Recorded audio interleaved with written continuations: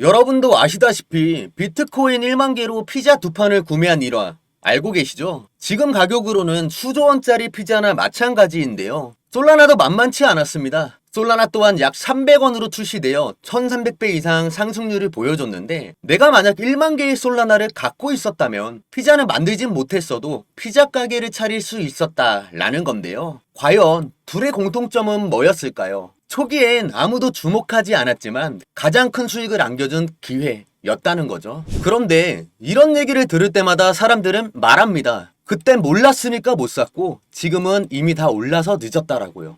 중요한 건 비트코인이든 솔라나든 시바이누든 그 코인에 확신을 갖고 들어간 사람은 거의 없었다는 겁니다. 대부분의 사람들은 확실해 보일 때만 움직이려고 하니깐요. 이미 오를 대로 오른 종목에 진입한다면 과연 어떨 것으로 보고 있나요? 대부분의 사람들은 심리적으로 매우 흔들릴 것이라고 저는 생각을 하는데요. 결국 중요한 건 타이밍이 아니라 나만의 기준이니까 오늘은 그 기준 꼭 세워가길 바라며 바로 시작해 보도록 하겠습니다.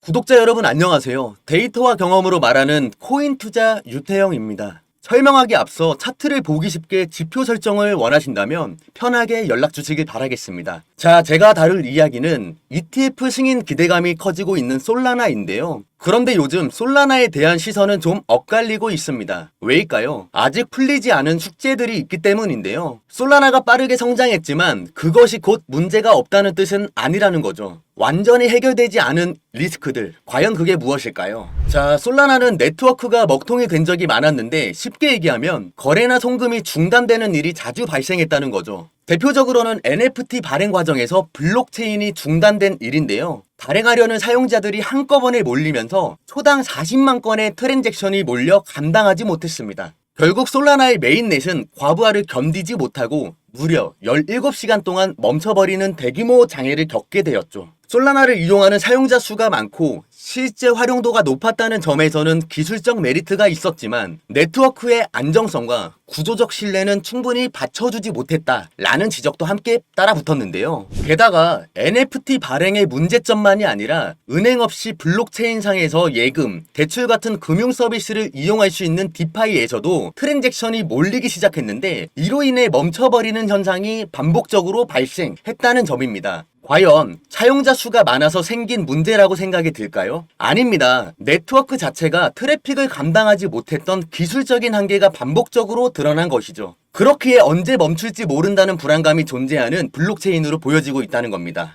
하지만 흥미로운 건 이런 반복적인 네트워크 중단에도 솔라나 ETF에 대한 기대감이 커지고 있다는 건데요. 우리가 알고 있는 미국의 대형 자산가인 반에크가 솔라나 현물 ETF를 미국 증권거래위원회에 공식적으로 신청한 사실이 확인되었고, 비트코인, 이더리움 ETF에 이어 3대장 후보로 솔라나가 거론이 되고 있다는 건데요. 과거의 SEC 의견은 솔라나는 증권이 아니다, 상품으로 봐야 한다 라고 주장해 왔었는데, 최근 제출된 S1 신청서에는 솔라나를 일관성 있고 안정적인 블록체인으로 소개를 했고, 솔라나는 이런 규제 프레임에 정면으로 도전을 하고 있는 거다 라고 봐야겠죠. 게다가 비트코인과 이더리움의 ETF 승인 당시에도 SEC 승인 이전에 먼저 DTCC 등록 정황이 포착되었는데 그게 ETF 승인 신호탄으로 받아들여진 전례가 있었고, 이번 솔라나 역시 제도권 편입의 절차에 돌입했다는 강력한 신호가 시장 전체에 퍼지고 있다는 거죠. 여기서 중요한 포인트는 바로 이건데요. 네, 솔라나가 ETF 기대감으로 시장의 주목을 받고 있는 건 사실입니다. 제도권 편입이라는 건 강력한 호재가 작용하기 때문이죠. 하지만 저는 이 시점에서 솔라나에 올인을 하는 건 지양해야 한다고 판단을 하고 있는데요. 아직까지는 네트워크 리스크와 가격 반등, 규제에 대한 불확실성이 남아있기 때문입니다. 즉 ETF 승인 여부가 확실해지고 시장이 반응을 줄 때 대응해도 충분하다고 생각합니다. 그렇다면 지금 어디를 주목해야 할까요? 비트코인, 이더리움, 솔라나 시장에 먼저 등장했고, 이 코인들의 공통점은 시장에서 이름값이 강하고 선점을 하고 있다는 건데요. 분명하게 짚고 넘어가야 할 것은 먼저 나왔다는 건 구형 설계라는 뜻이기도 한다는 겁니다. 쉽게 말해서 20년도에 출시된 컴퓨터가 있고 25년도에 나온 최신 모델이 있다면 성능과 구조적인 면에서 큰 차이를 보이겠죠. 블록체인도 마찬가지입니다. 지금 제가 주목하고 있는 이 코인은 기존 블록체인의 한계점을 철저히 분석하고 아예 처음부터 다른 설계로 시작했다는 건데요.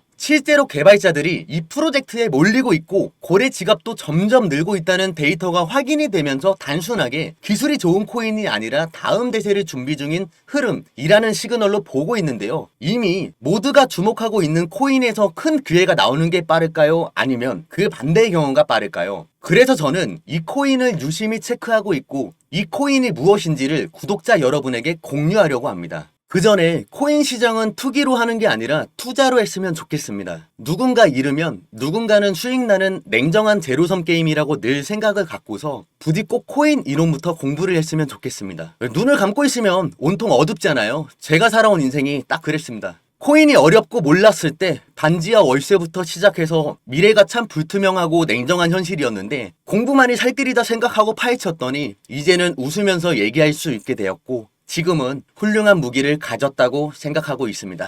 저를 많이 활용했으면 좋겠고 저 역시 피와 살이 되는 정보들을 앞으로도 드리도록 하겠습니다. 투기를 해서 실시간으로 요동치는 마음 변화를 느끼는 것을 멈추고 앞으로의 건강한 투자를 하고 싶으신 분이라면 영상 하단에 나온 010-5798-5994 이 번호로 변화라고 문자 하나만 보내주시면 이 코인에 대한 정보는 물론이고 제가 공들여서 준비한 자료들 또한 아낌없이 공유하도록 하겠습니다. 정보는 전부 다 무료 제공이며 어떠한 금전적 요구가 전혀 없으니 편하게 문자 남겨주시길 바랍니다. 코인이 처음이라 시작은 하고 싶은데 어디서부터 어떻게 할지 모르겠어요. 가지고 있는 종목에 대해 포트폴리오 진단을 받고 방향성을 잡고 싶어요. 차트를 보는 법을 몰라 지표 설정을 받고 싶으신 분, 마지막으로 이 코인에 대한 종목 정보만 궁금하신 분이거나 다른 종목에 대한 관점 정보가 궁금하신 분 모두 다 좋습니다. 내가 무언가를 한다고 생각하게 되면 행동으로 옮기는 건 당연합니다. 그 무언가를 이루기 위해 아무것도 하지 않는다면 결과도 당연히 변하지 않습니다. 그래서 저는 처음 용기 낸 그 한 걸음이 중요한 것 같습니다. 걷다 보면 변화가 생길 테고 걸어온 만큼 돌아오면 자신이 쌓아놓은 결과들이 뒤따라올 것이라고 저는 생각하는데요. 시작은 자신 없을지 몰라도 결과는 아닐 겁니다. 어떤 식으로 이끌어 드릴지는 직접 보여드리겠습니다. 앞서 말씀드렸듯이 저를 많이 활용하시고 함께 손잡고 전략적으로 수익을 만들어내시면 좋겠고요. 이 영상이 여러분의 시작점이 되길 바라며 시장 흐름을 읽을 수 있는 의미 있는 나침반이 되었으면 좋겠습니다. 아울러 구독과 좋아요는 더 깊이 있는 정보 제작에 큰 힘이 됩니다. 다음 영상에서 또 뵙겠습니다. 감사합니다.